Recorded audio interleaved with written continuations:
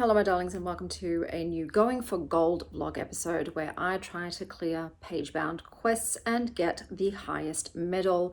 Today's quest is fantasy and sci-fi with a side of romance. Dramatic battles, tense political intrigue, unique world building, and is that maybe some romance I'm sensing? These books are not romantasy but focus primarily on the SFF elements. Romance is a subplot and may not appear until later in the series, but when it does, you won't be disappointed. So as you can see, I am 2 books away from the highest medal, which in this case is a sapphire medal. So I need to get 2 more to complete this quest. There are 49 books in this one, so there's lots of wiggle room. There are 21 books I have not read, so I can DNF all the way up until book 21 if that ends up being the case. So I could DNF all the way to the final 2, then I would have to read those 2 in full. Hopefully it won't take that many books for me to find one I want to read in full. I've got my little heart earrings on to symbolize the heart and the sword. So we're going to go through the books as usual. I'll give you my review. I have noticed that some of these books on here are actually DNFs and not finished. But my dudes, I'm not going to change them because then I would need to read 6 or more books to finish this quest, and that's not what we're doing today. We're doing 2. We're doing this for 2, so we're just going to pretend that the DNF'd ones are also finished. Okay, we are back. So let's get started. We've got The City of Brass, the Devabad trilogy by S.A. Chakraborty. I gave this 3 stars. I think I meant to say I am only here for Dara. What did that what? I don't as only here for Dara. I think I meant to say I'm only here for Dara. That was a 3-star. Sylvie, don't jump up, please. Yeah, okay, she did anyway. The Raven Scholar. This is a 5-star read for me. Cra, motherfucker. That was a fun fantasy. Then we've got The Bear and the Nightingale, the Winter Night trilogy. I love this trilogy. This is by Catherine Arden. And my review, there's no review. So yes, sometimes in the past, a long time ago, I didn't write anything. But also before Goodreads, I also didn't review anything. So we've got A Darker Shade of Magic, the first in the Shades of Magic series by Victoria Schwab. I gave this a 4 stars. Look, I actually don't remember a lot about this series. The Bear and the Nightingale is Russian folklore themed and has sort of a winter god of death. Love that. Darker Shade of Magic, I don't remember at all. So I would have read that as soon as it was released back in the day. I don't remember it. So Jasmine Throne, I could read. She Who Became the Sun, I could read. We've got Black Sun by Rebecca Roanhorse. I believe I really hated this. What did I get? 2 stars. Yeah, I remember not liking it, but I'm sorry there's no reviews for these. Outstretched Shadow by Mercedes Lackey. Might be reading too. Okay, Arcana Academy by Lise Nova. I did actually quite enjoy. It's a book that's based on tarot as its magic system. This was a 4-star from me. So I already I just read my sentence and made myself laugh. Steal a card, steal a heart, survive the semester. I am a tarot card tot. Facts. Then we've got The Cruel Prince, the Folk of the Air trilogy by Holly Black. I did actually enjoy this series. I gave this a 4-star. This was definitely enemies to lovers, and I do remember Carden quite well. We've got A River Enchanted in the Elements of Cadence by Rebecca Ross. I didn't love this. 3.5 stars. I thought this was okay. It had enough magical elements to keep me reading till the end, but I found most of the characters rather boring. Yes, I recall that. An Ember in the Ashes by Saba Tahir. I think I loved the first book. 4 stars. Yeah, I did enjoy it. Do I remember much of it? No, I don't. The light's going to be going in and out. It's nothing I can do. I do natural lighting in this casa.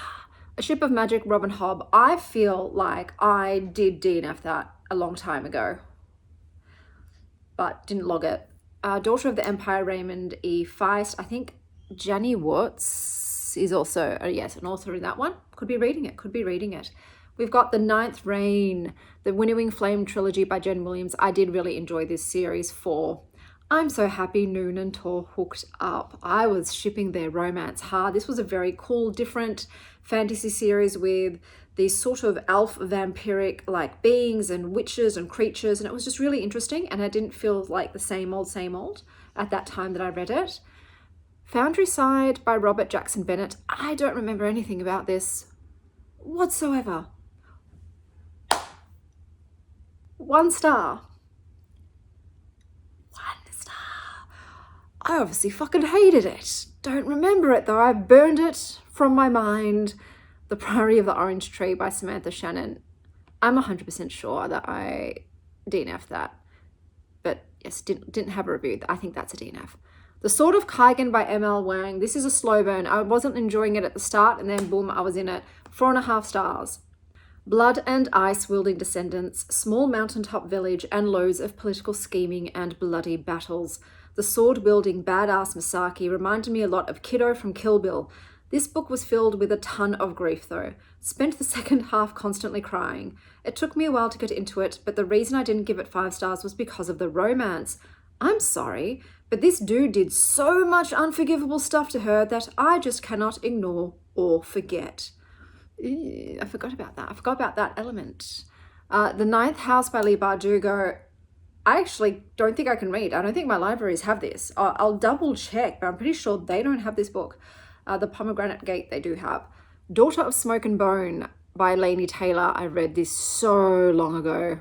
3 stars. It was okay. It had potential, but I just couldn't get into it. Children of Gods and Fighting Men by Shauna Lawless. It's an option. Same as Swordcatcher by Cassandra Clay, although I'm not really wanting to get into that. The Mortal Instruments series, I don't think I even finished that. I think I read maybe the first book only and that was it. So I'm pretty sure you'll probably need to read these in a certain order. Dark Rise by C.S. Passat, I don't know how to say that name. Yes, I could read. The Eye of the World by Robert Jordan. I'm not even going to go into that. I know I DNF'd that. I know I did. And then I decided to watch the series instead. And I was very happy with my decision with that because there were so many fucking hotties in that series. And I actually enjoyed that series. And it's sad that they discontinued it, unfortunately. The Grace of Kings by Ken Liu. Can read, although I know the waitlist for that is quite long. Empire of the Vampire by J. Kristoff. I think I read this a long time ago, and this was very misogyny. 3 stars. I feel like I didn't like the way teenage girls were written about, if memory serves correctly, but 3 stars, I guess. Then we've got A Winter's Promise by Christelle Dabos. I don't remember what I rated this. 3 stars. Okay, average. This was, I think, a children's middle grade fantasy. Don't remember much about it. Legendborn, Tracy Dion. I think this was King Arthur retelling, and I think I ended up DNFing. Yeah, there's nothing there. I think that ended up being a DNF. I just was like, probably thought too teen, too YA. I am veering quite far away from that. It takes a lot for me to continue to read a YA book. I still try them because there are those few that are just fantastic and transcend age, but a lot of them I'm like, nah, it's feeling teenage. The Lightning Thief by Rick Riordan. I read this as a child, so I did not, when I went on to Goodreads, I didn't go and backlog stuff. I know a lot of people do that. I was like, man, I've been reading since I was 3 years old. The amount of books that I've read, this would be a full-time job to go through and search up every single book that I can remember reading. So I didn't, so that's why it's not listed as read. But do I remember much of it? Yeah, I kind of do though, because I've also seen every single movie and TV show of it since. I remember enjoying it as a kid.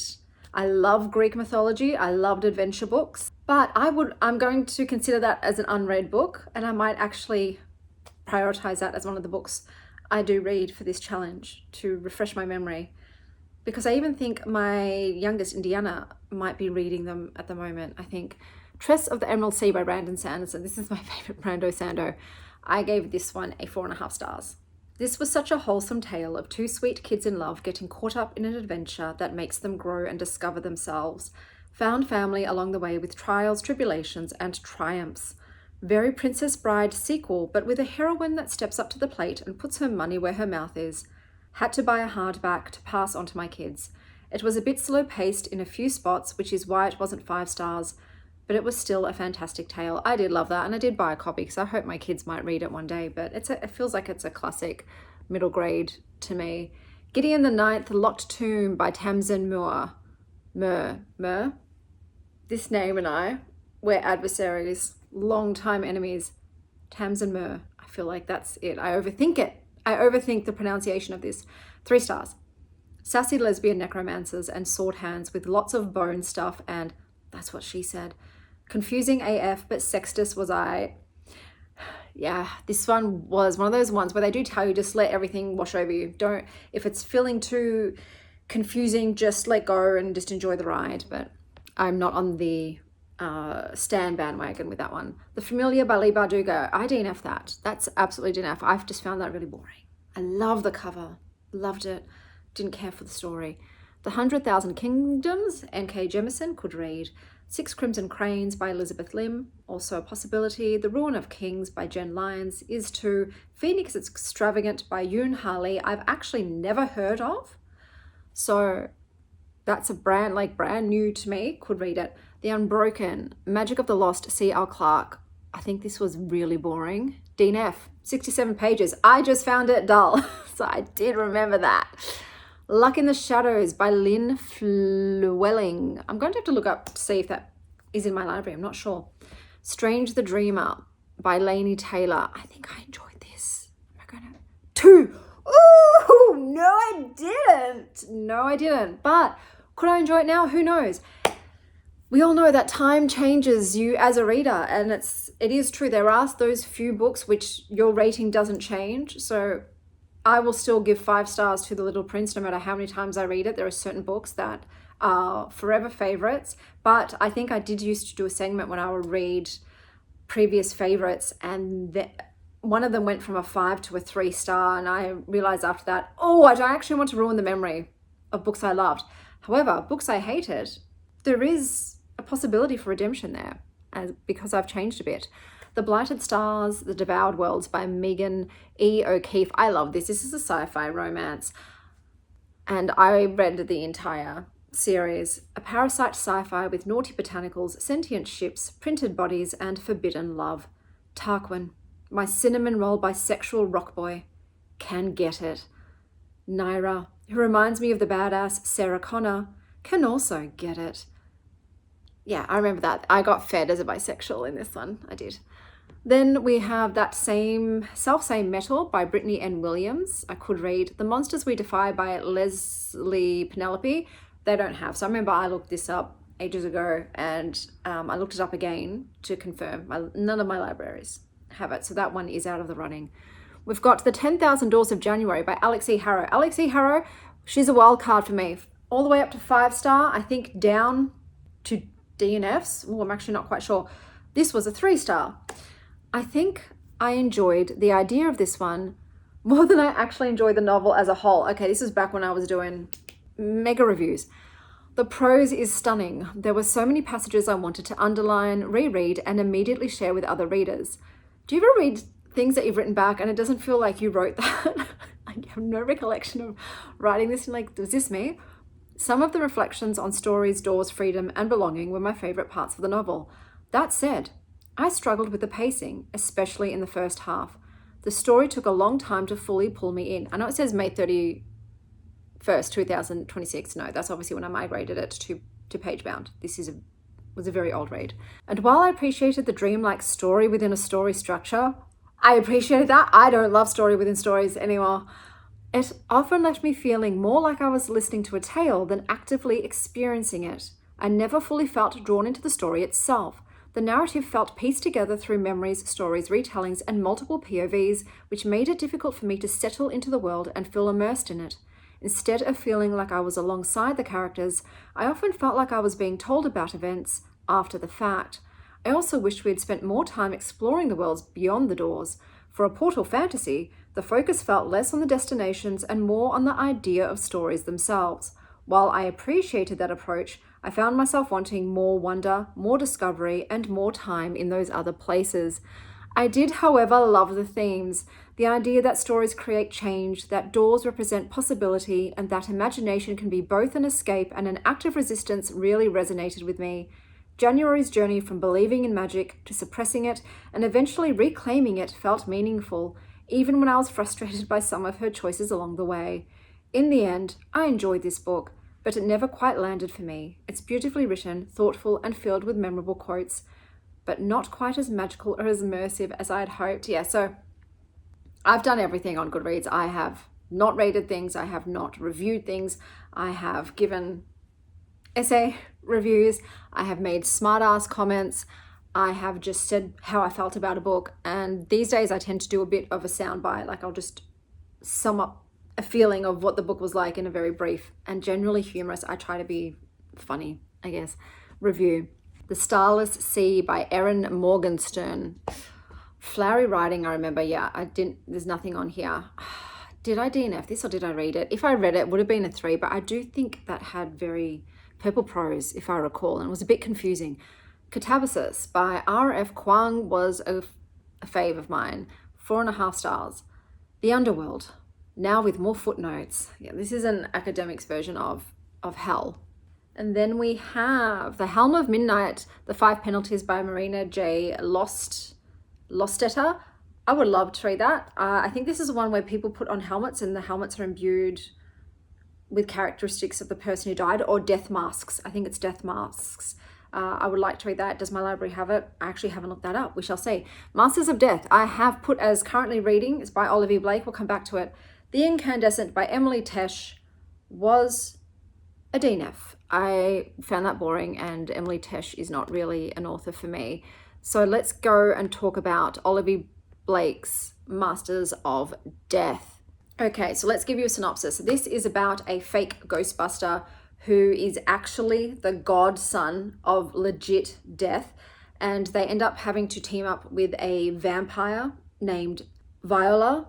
I would say Viola as that name, but Viola, who is a real estate agent who needs to solve a haunted house murder situation, and everything ends up popping off after this. So Fox is the name of the charlatan medium with legitimate family ties, and Viola is the undead realtor with a ghosty squatter named Tom, who's a white man with white man superiority, and he doesn't want her to sell his home even though he ain't corporeal no more. And then you have Death. So Death themselves is a character in this, and they're just fed up with everyone, especially Fox. I am decided to pick this up first because I thought with this one, with so many options of books to read, I think about 21, I was like, how am I going to go about picking which one I pick up? I don't really want to read 21 blurbs and then try to whittle it down. So instead, I looked up which ones were available on audiobook at my library, and I thought just start with those, just start with whatever is available now. This one was immediately available, so I borrowed it, and that's how I'm going. So I'm going to go through the audiobooks unless I find my 2 before that finishes. And if I'm still needing other books to complete this challenge, then I'll go on to the physical books. So I have started with the audiobook for this, and I'm not loving it. The narrator just well, okay, I'm trying to be polite because now I'm an audiobook narrator. No, I'm not. The narrator's voices aren't different enough for me to be able to distinguish who is speaking. And so therefore I'm just not getting into the audiobook. An audiobook is my least favorite form of consuming books. But it is something that I push myself to do because I want to improve my ability to take in information by audio, because it's something I struggle with. I tend to zone out. I tend to get overwhelmed and overstimulated by having audio input, and I want that not to be the case. I want to be able to engage and filter and retain information that is coming to me via that medium, because it does come to me via that medium whenever I have conversations with people. Which is something you do, and it's something that I struggle with to maintain and understand without being overwhelmed and zoning out. So it also is handy when I am cleaning or waiting at the school pickup or in waiting rooms at doctors to have an audiobook on. So I thought that's how I would choose my books for this one. So I have that. I, however, am going to go into book form, because how far am I into the audiobook? Let me just actually see how far I am into the audiobook. I think it was about a 15, it's not on that one, it's on BorrowBox, and I'm not logged in. Okay, anyway, I think I am over an hour into a 15-hour audiobook, and I'm going to go onto the physical book because I think there's enough there that I am interested in this story, but I can't persist with the audiobook. I will end up DNFing because I just don't like the narrator. So I'm going to get the physical book. It's coming in tomorrow, and I'm going to continue on because I've got so many options, if a book is giving me less than 3.5 stars, by the normally 100-page mark tends to be when I call it, I will DNF. Sometimes I give them a bit longer than that, but generally I like to make a decision by that time, because it's my mission to mostly read books that are 4 stars and up. That's how I like to spend my time. So I will get the physical of that and continue on, and we'll see. Maybe literally the first 2 books that I pick will be the ones that allow me to complete this challenge and get that Sci-Fi medal. Wouldn't that be amazing? But I also have some other books on audio as backup. So, I need one second. I asked to be notified if Headlights by CJ Lead became available on Libby, and it has. We've also got the Paris review. You got to jump on quick with the Libby stuff, because people be reserving and some of the wait lists are insane.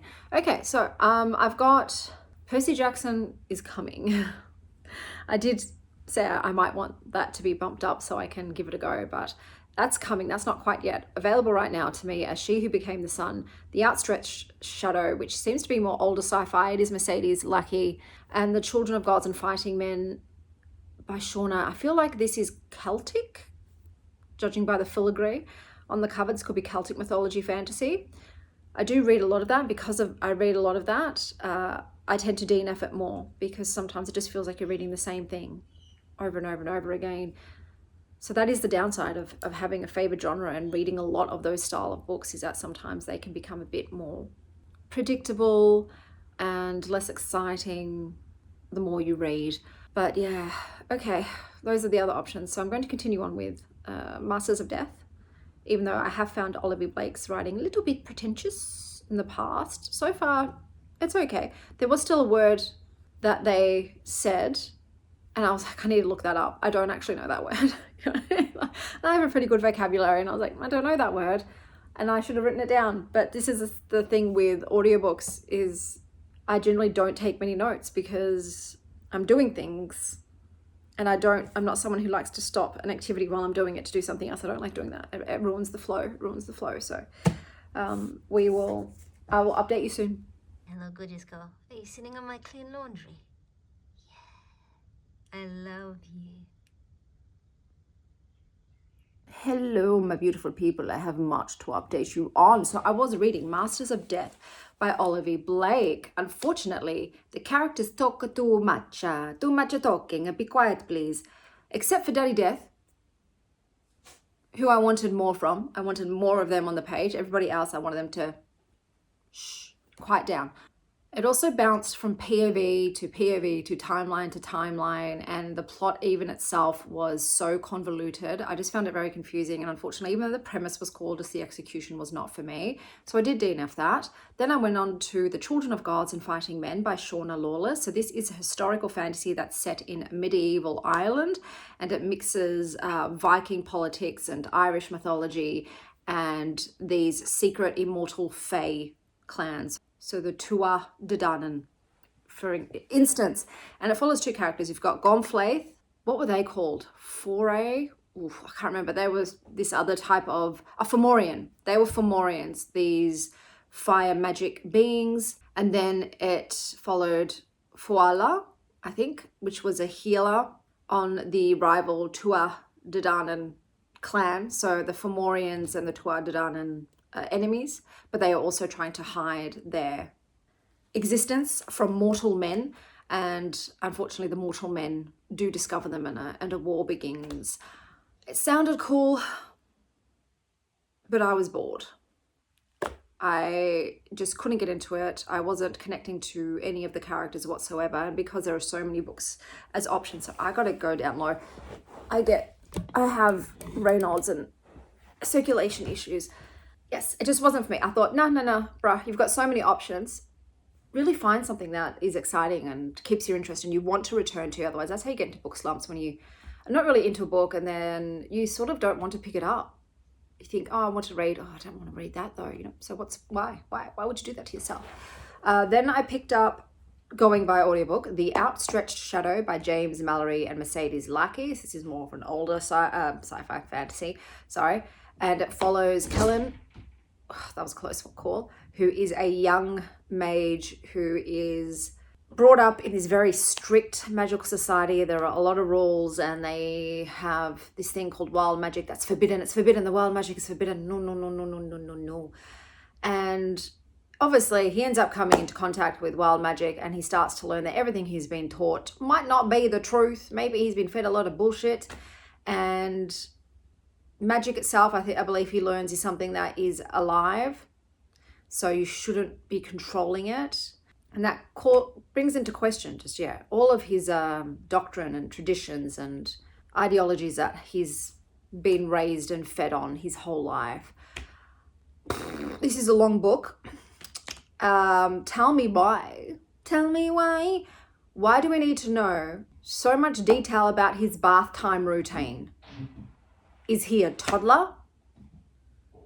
Is this a manual on how to get teenagers into bed and washed effectively? I don't know. But bro, when I say there's pages about his bath time, I'm not being hyperbolic. And I was like, no. I can see why this is a big tome, because look at how much time and attention. Unless, someone correct me if they've read this book, unless that all that information about his bath time is pivotal to the plot, please let me know. Maybe it is highly important information. I highly doubt it, but maybe I am wrong. But also it felt very YA because we're in the POV of a teenager, and it's not a YA, it's an adult. So I DNF'd it because many books to choose from. I'm spoilt with this challenge. I have so many options. What am I going on to next? The audiobooks are done. Percy is coming. That is another audiobook that should be available hopefully in 2 weeks, like Libby says. But sometimes Libby will say, hey, this is going to be available soon. And you're thinking, sweet, a few days, right? What are people doing? Have people found a hack to hold on to an audiobook loan without having it automatically returned? Because I believe that's what's happening. A book is coming up as available soon, and yet it will remain there for months. So I'm thinking some people have found a way for their audiobooks not to be returned automatically once those 3 weeks are up. Surely that's what that issue is. But I have The Helm of Midnight by Marina J. Lostetta. So I have gone on to that. That's an ebook. I have only read, I think, a few pages, not much. But this is the one about, I believe, the death masks that imbue the wearer with the qualities of the previous person. And one mask was of a serial killer, and now people be serial killing. So that's the update. So majestic. Good morning, lovelies. Just a quick update. I did end up DNFing The Helm of Midnight. I just couldn't get into it, wasn't enjoying it that much. And then I picked up Dark Rise, but this was just feeling very YA for me. It was too young, so I did DNF that as well.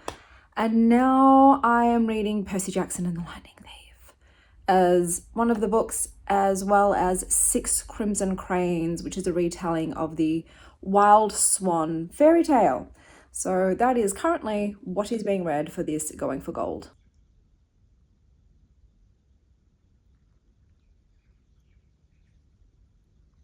Hello, my darlings. Hello, my babies. I've got some updates for you. So I DNF'd Six Crimson Cranes. It just ended up being too YA for me. I am going to now avoid the other YA books, even though I'm currently reading Percy Jackson. For my second option, I'm going to go first for the adult options, and hopefully one of them suits. So I am listening to The Lightning Thief by Riordan, which is in the Percy Jackson series. So Percy Jackson, if you don't know what it's about, he is a kid who thinks he just has really shit luck. Nothing he does goes well. He's constantly getting into trouble until he discovers he's actually a demigod. Turns out Mama banged Poseidon. She got herself some Greek fish dick. And he is a very powerful and hunted being. And then When Zeus's lightning bolt is stolen, Percy is blamed and he has to go on a quest through Greek gods and monsters and secrets to clear his good name. So this, I think it's middle grade. I think this is middle grade. It's about the Greek myths, but it's been remixed and it's modernized. And I actually think they do a really good take on it. I think they've done really well bringing Greek myths to life for middle graders. I think it's fun. It's a very campfire coming of age adventure story. It has a good mix of monsters and magic and found family and a very chaotic hero. I'm almost finished it, but I know how it ends because I've seen all the movies and TV shows. I've almost finished the book though. I think one of the main themes is of identity and belonging. Percy in the beginning doesn't feel like he fits in anywhere. He's an outcast, he's a misfit. But when he discovers who he truly is, he finally finds the place he belongs. He finally finds he fits in. And this is something that shits me. It's that whole premise of when people that care about you, generally it's family members, keep vital, important information from you in an effort to keep you safe. Because knowledge surely isn't power. Knowledge surely doesn't give you an advantage. Ignorance definitely keeps you safe. Oh my God, this poor schmuck was kept in the dark about his lineage, despite the fact that these monsters were picking off demigods like nobody's business. They were going and killing all of the offspring because these offspring were walking around the world unaware, like sitting ducks, and then boom, they get taken out because they couldn't see the threats because they weren't aware that the threats were out there. So this is something that absolutely shits me, and it happens to Percy, and I'm like, woman, mother, you didn't do your job. You thought, oh, I wanted to keep you safe by keeping you in the dark, but the monsters are out there looking for them. The monsters aren't in the dark. It's not like, oh, if I don't know who I am, I won't be found. No, they found him. They found him unawares. He got saved because he happened to have a protector nearby. That was it. And now he's on the back foot because now he has to play catch up. He has to go to the camp where all these other demigods kids are, and they've already been training to be warriors and to protect themselves, and they have the knowledge of the lore and the myths, and he has to. But not Percy. Percy's coming in blind with no knowledge, nothing. It's like being dropped into school when you have never attended. And, oh, well, you're in grade 6 now. Catch up, bruh. Catch up, bruh.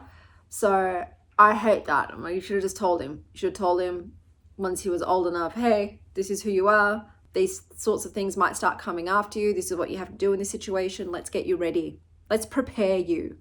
It was like, it reminds me of the same thing in Mortal Instruments with her. And I hate this kind of trope where these chosen children, these special kids are oblivious because everybody around them who they trust have been lying to them and keeping them in the dark. So that is just something that does annoy me in books. Percy is dyslexic, which I think is nice. It's nice that dyslexia gets some representation. Annabeth, in my mind, is not blonde. In the books, she's blonde. But because Dario is my Annabeth, that's who I'm picturing, which is also problematic because all of the characters in the movie, clearly a lot older than the characters in the book. The book is aged down, whereas the movie aged them up. So I'm having that dissonance because I'm seeing the teenage actors in my head whilst I'm reading the book. So I would recommend reading the book first and then seeing the film if you haven't done any of the Percy Jackson. Books first, film and TV second. TV, I think they aged down the characters a bit closer to the actual ages. So the book, yeah, it does feel a lot younger, but I think it's a really great middle grade. And if I had read it as a middle grader, I think this would definitely have been a series that I was obsessed with. I remember I read it older because the movies were coming out and I hadn't read the book. So I read the book before I saw the movie, but I've forgotten the book. The book is easy to read. I don't love also that Auntie M in the book. They made her like like an old weird lady. Whereas I believe in the movie, it was Uma Thurman, right? Can't remember, but I remember Auntie M being hotter in the movie. So I do have this dissonance when I'm reading it compared to my memory of the film, which was a favorite film of mine back when I saw it. So I will be finishing this off soon. So far, it's feeling like a 4-star, and I think it will probably be a 4-star because I am reading it as an adult, but I do appreciate that it's a great middle grade book. I just got in a Libby hold for, excuse me while it loads. What's it called? Luck in the Shadows. So I'll listen to that, but I'm also going to pick up Swordcatcher to read at the same time because I want a digital book to read in bed. So we'll see, whichever one I'm more into, I'll continue on with. So I've got the two options. Those are the two options at the moment.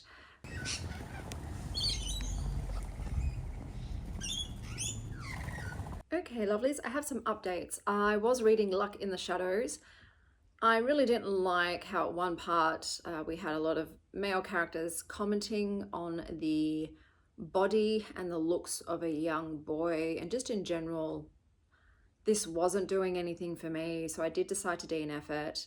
So I've got Swordcatcher by Cassandra Clare, which I've already mentioned, but I also now have The 100,000 Kingdoms by N.K. Jemisin. So I've got two options. I'm hoping one of these is the book that captures my attention and makes me want to read it in full so I can finish off this vlog, but that's where we're at currently. So majestic.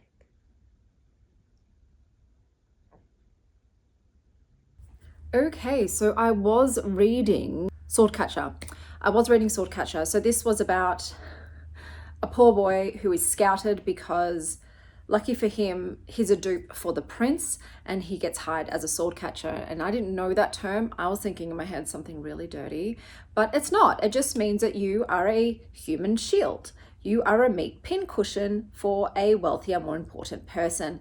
So he grows up with the prince. They use magic to clone him so that he's identical. So this world does contain magic, but the boys are close. The main prince, I think he's bi. I think queerness is normalized in this world. And it's time for him to take a bride. And I'm guessing some shit goes down. I did decide to DNF this. It was okay. It's a longer book. It's closer to 700 pages. It was just really slow and it did feel more YA to me. So I just wasn't loving it, and because I still have some options left to read one book, I just need to read one more to get this gold medal.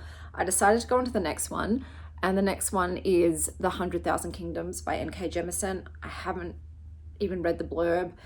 I don't know what I'm getting into, but I am aware that I'm running out of options, and I think what I might do is just see what options I have left and then rank them in accordance to my interest in them. And if there's really not many I'm interested in, I might just pick this one or maybe the next one just to push through so I can finish this Pagebound Quest and move on to the next one. So that is what I am starting next.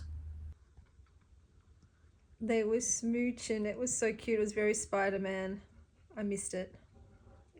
I'm back, guys. I'm back. So I DNF'd 100,000 Kingdoms, and I'm not even going to get into it. I'm not going to talk about it. It just wasn't for me. And I've decided to lock in on one book and just get this done. So the final book for this vlog will be Phoenix Extravagant by Yoon Lee. I picked this one because I haven't heard anyone talk about it. I do love me a dragon. Hopefully this is a good book. I'm 50 pages in. It's okay so far. It's okay. It feels YA, but I think it's meant to be adult. But in this world, you have an artist. They refer to themselves as they, them, and they just want to paint. They live with their sister in pretty much abject poverty, but they're trying to become a renowned artist and get into this really elite art school by also forgery. So they have changed their name into a name that sounds more like they're conquering the state that conquered them, which upsets the sister because their parents died being rebels, trying to stop this state.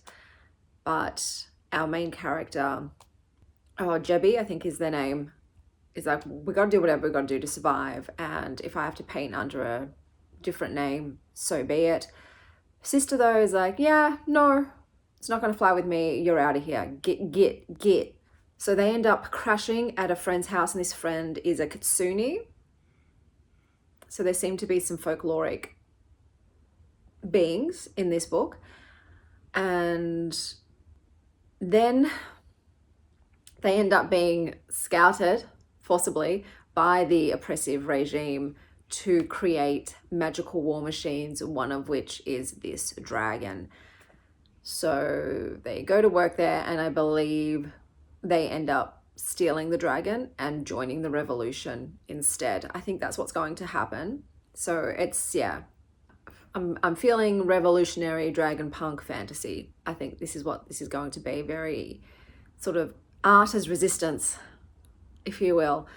There is also some other magic in this world. So this is a magical, technological world. There is tech, like electricity, but there's also magic. They got original artworks, and if they grind them up and paint with them, it imbues whatever they paint with magic. So there's both in this world. But I do believe that creativity will become the weapon against oppression, with Jebby wielding the paintbrush. 50 pages in. It's okay. I'm not loving it. I don't particularly like Jebby as a character. I don't dislike them. I dislike the sister. I think she was hella harsh in evicting her sister for just doing what they need to get food on the table. I understand this oppressive regime killed your parents, but what are you going to be able to do if you can't even eat? Get yourselves fed and then plan the resistance.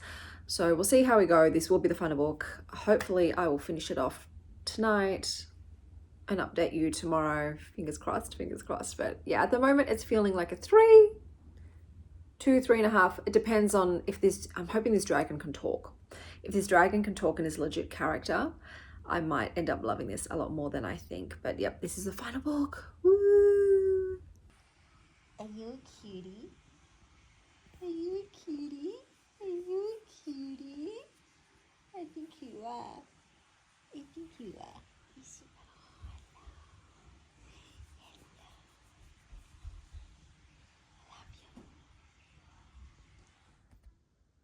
I am finally here to, oh my God, so much frizz, finish off this vlog. So let me tell you about Phoenix Extravagant by Yoon Lee. I did end up giving this a 3 stars. I didn't like the romance in it. It didn't do anything for me. It was problematic based on some of the past actions of the romantic interests, and it just felt very insta. I didn't buy it. I didn't believe it in my heart. I also felt like this book was very YA. It felt like a YA book, not an adult book. Some of the themes in there was obviously resistance, just ordinary people fighting back despite being scared as shit, and colonialism and oppression, heavy. It explores the Westerners are always mentioned as the overall enemy, but in the book itself, Jebby's people were conquered and oppressed by a neighboring from within as well. I also felt like the automaton dragon wasn't in it enough, but in all honesty, the dragon had a very dry personality. They didn't have much of a personality. So they were a bit of a nothing burger of a character. Even though they seemed cool AF, they actually weren't in the book. The magic system was half explained. I would have liked more understanding. There also seemed to be Gumiko in this world, but they didn't play a big part, and they were sort of glossed over. But I'm like, bro, they're mythical creatures. Like, they're basically gods. Why are we not talking more about them? And then the ending, dude, so random, out of left field, weird. It ended in a way too that made me think, oh, this is part of a series, but I checked and so far it seems to be a standalone. But obviously I can't talk about the ending, but very bizarre and unsatisfying and raises so many more questions. It's also like, if this was always an option, like, what is this world? How does this function with all these other things out of real things? I know that's hella vague. That is hella vague, but yeah, it did end up being a 3 stars, but the cover is super cool. And I am finally done. What's this? Oh, it's part of the top. I finally got that Sapphire badge, I think it is. I own the Sapphire badge. So I read Phoenix Extravagant by Yoon Harley, which I gave 3 stars. And I also read The Lightning Thief by Riordan, which I gave 4 stars. It was my favorite book that I read in this. Sorry, there is a piece. That's what's bugging me. My favorite read of this one, even though it was a middle grade, it's a great middle grade book. And thus ends the Pagebound Quest for fantasy and sci-fi with a side of romance. Okay, wait a second. Hold on. Lightning Thief? Romance? I've just clocked on. Not really. Maybe later on in the series, but the first book, correct me if I'm wrong, I wouldn't really call that romance, to be honest. And Phoenix Extravagant did have romance, but it just wasn't good. It wasn't good, in my humble opinion. So yeah, that's okay. I'm just going to end it. Otherwise, I'll keep going forever and ever. It's the vlog that never ends. Going for gold. Fantasy and sci-fi with a side of romance completed. If you've read any of the books that were listed in this quest and love them, let me know which one it was down below in the comments. If you don't know what to write, give me a dragon emoji. Until next time, stay wild, Star Child.